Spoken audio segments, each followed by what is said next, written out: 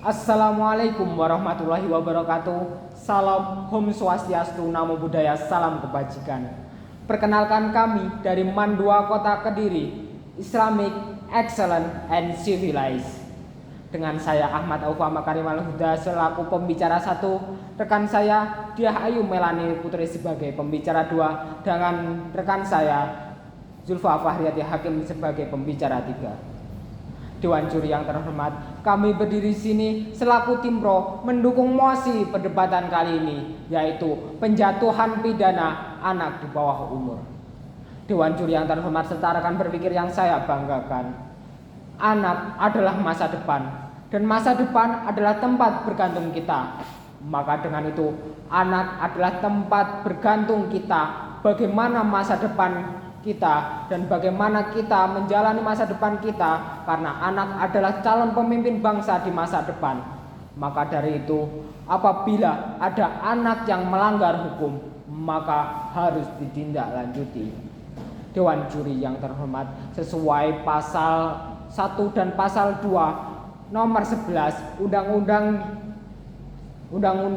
2012 tentang Undang-Undang Peradilan Anak dijelaskan bahwa peradilan anak ditujukan untuk masa depan anak, bukan untuk balas dendam, tanpa diskriminasi dan sebagai bimbingan mereka untuk menjadi lebih baik ke depannya.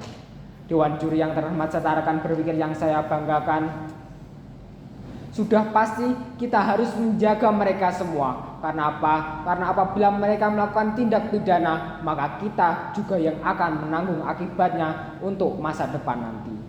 Maka dari itu, sebelum kita masuk lebih dalam lagi dalam mosi perdebatan kali ini, saya akan memaparkan definisi dari anak sendiri yang sebagaimana dijelaskan pada pasal 45 KUHP, yaitu anak adalah anak yang belum berumur 16 tahun yang terjerat kasus pidana, maka nasibnya akan diberikan kepada hakim. Hakimnya akan menilai apakah anak tersebut pantas untuk dikembalikan kepada orang tuanya tanpa dipidana, dikembalikan kepada pemerintah tanpa dipidana, atau dikembalikan kepada pemerintah dengan dipidana.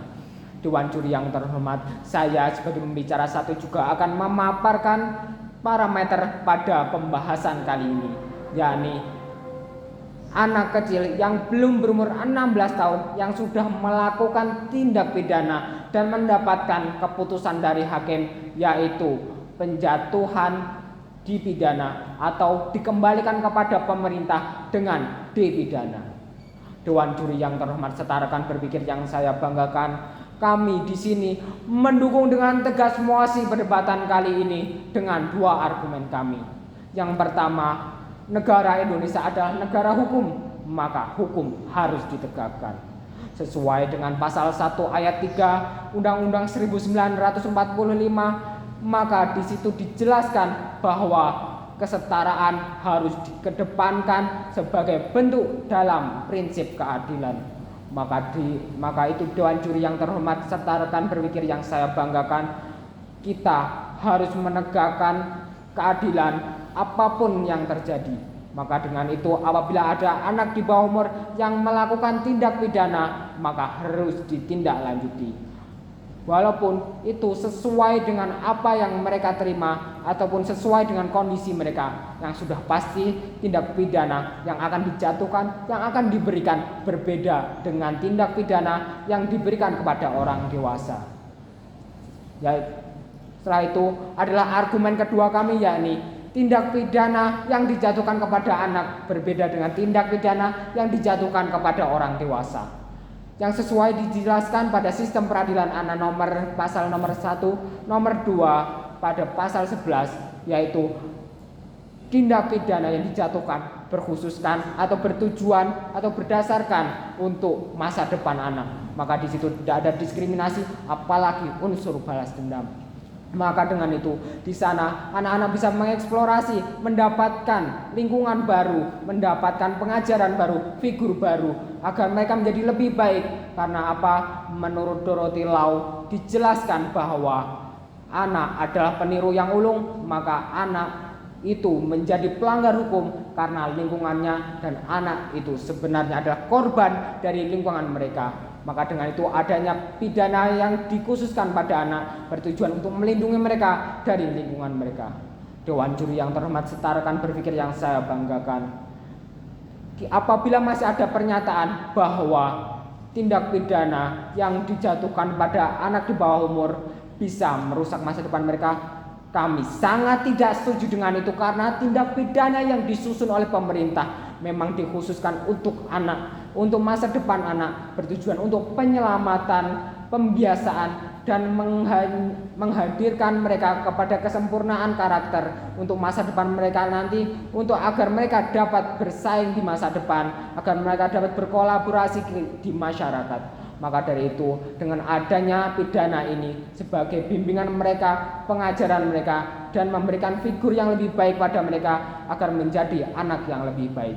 Maka dari itu, Dewan Juri yang terhormat, kami di sini mendukung dengan tegas mosi perdebatan kali ini, yakni penjatuhan pidana anak di bawah umur, karena anak bukanlah celah kita melanggar hukum. Baik, the law look forward, not backward. Hukum melihat ke depan, bukan ke belakang. Terima kasih atas waktu yang diberikan, Dewan Juri yang terhormat dan rekan berpikir yang luar biasa. Di sini saya sebagai pembicara kedua tim pro pada mosi perdebatan kali ini akan menyampaikan argumen kami. Seperti yang telah rekan saya sampaikan sebelumnya, akhir-akhir ini banyak tindak pidana yang dilakukan oleh anak di bawah umur. Hal ini sangatlah disayangkan karena pada usia ini mereka seharusnya belajar untuk mempersiapkan diri mereka di masa yang akan datang. Tindakan anak yang menyimpang ini seringkali diremehkan, seperti halnya pada kasus pembulian yang kerap kita jumpai pada kehidupan sehari-hari. Tindakan anak yang menyimpang ini seharusnya mendapatkan tindakan lebih lanjut, sebagaimana yang sudah diterapkan pada kasus pembunuhan dan penjualan organ yang terjadi di Makassar pada tahun 2023 silam, di mana menurut cnnindonesia.com disebutkan bahwa korban dan pelaku merupakan anak di bawah umur.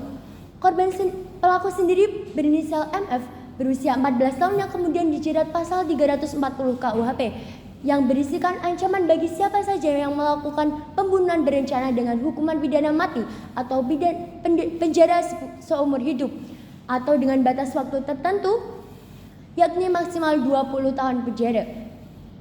Dan juga dijatuhi Undang-Undang Perlindungan Anak Nomor 23 Tahun 2002 yang mengatur tentang perlindungan, pemeliharaan, dan kesejahteraan anak.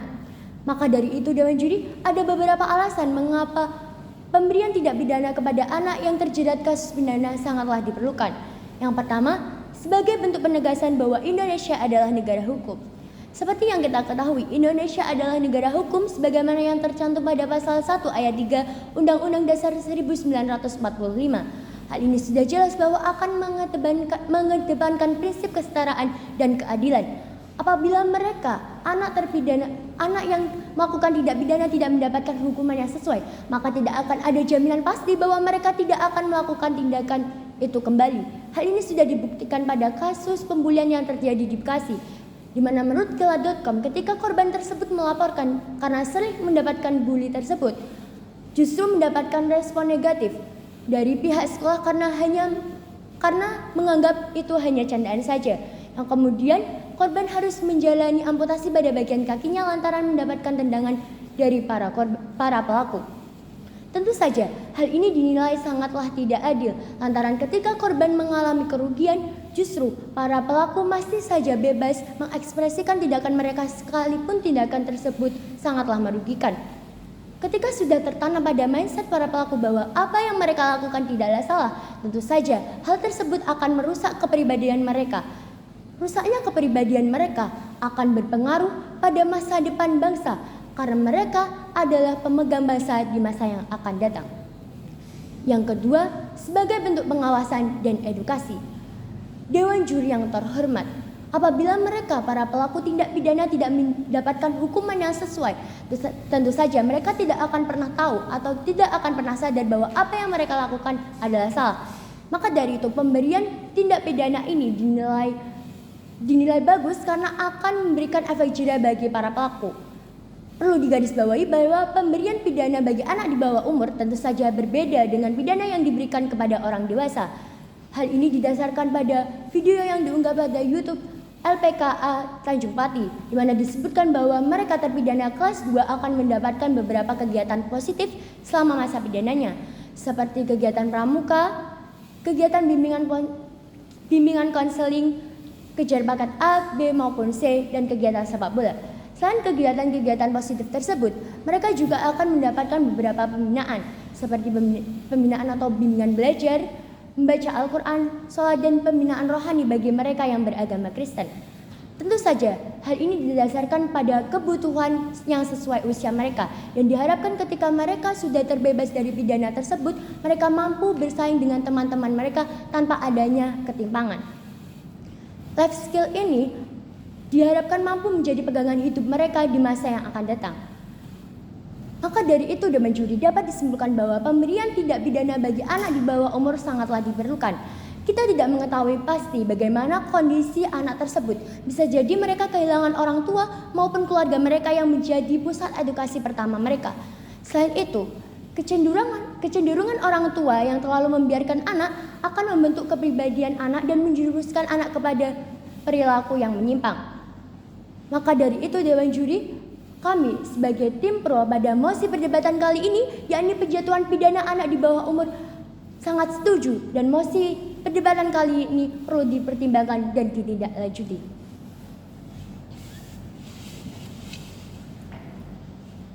Baik, terima kasih atas waktu yang telah diberikan. Egum ex bonum ex lex legum, apa yang adil dan baik adalah hukumnya hukum. Dewan Juri yang terhormat serta rekan-rekan berpikir yang luar biasa, di sini saya sebagai pembicara ketiga pada mosi perdebatan penjatuhan pidana anak di bawah umur akan menyampaikan kesimpulan dari perdebatan kali ini.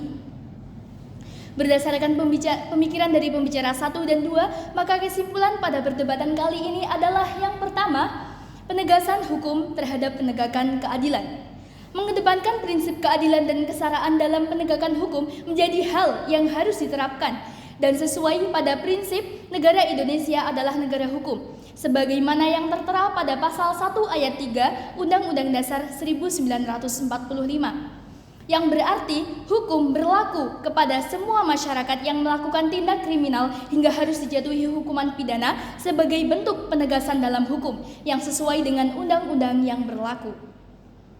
Dan yang kedua, sebagai pengawasan dan edukasi.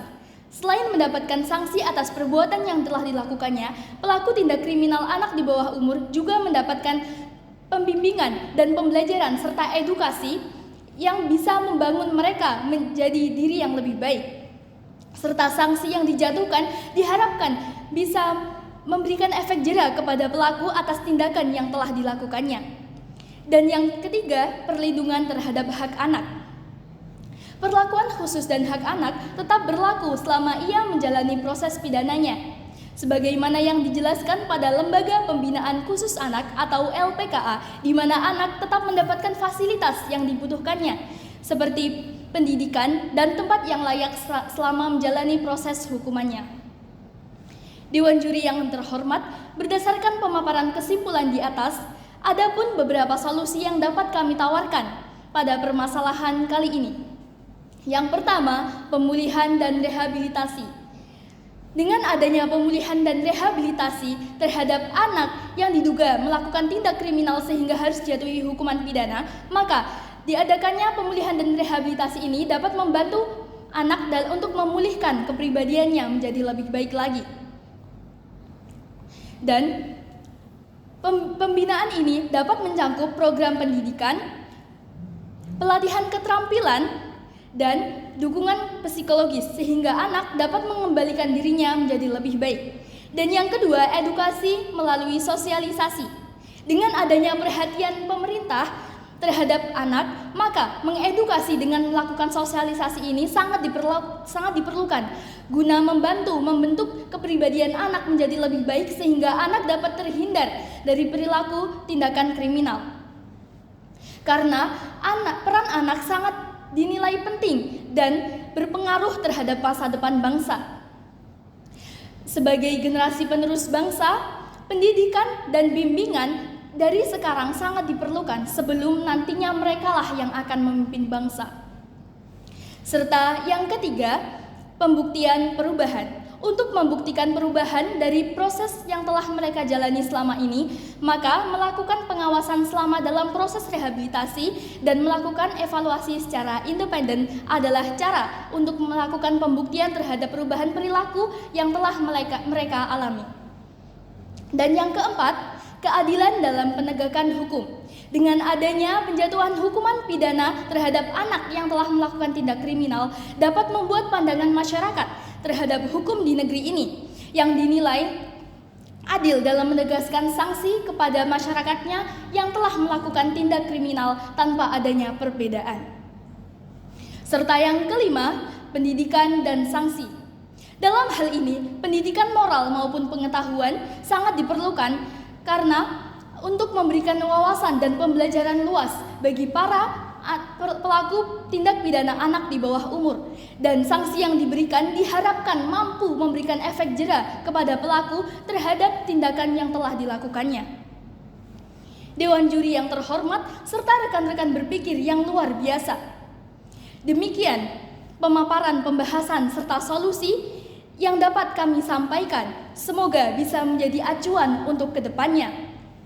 Dan dengan ini, kami sebagai tim pro pada mosi perdebatan penjatuhan pidana anak di bawah umur menyatakan setuju dan mendukung mosi perdebatan kali ini. Sekian yang dapat kami sampaikan. Terima kasih. Wassalamualaikum warahmatullahi wabarakatuh.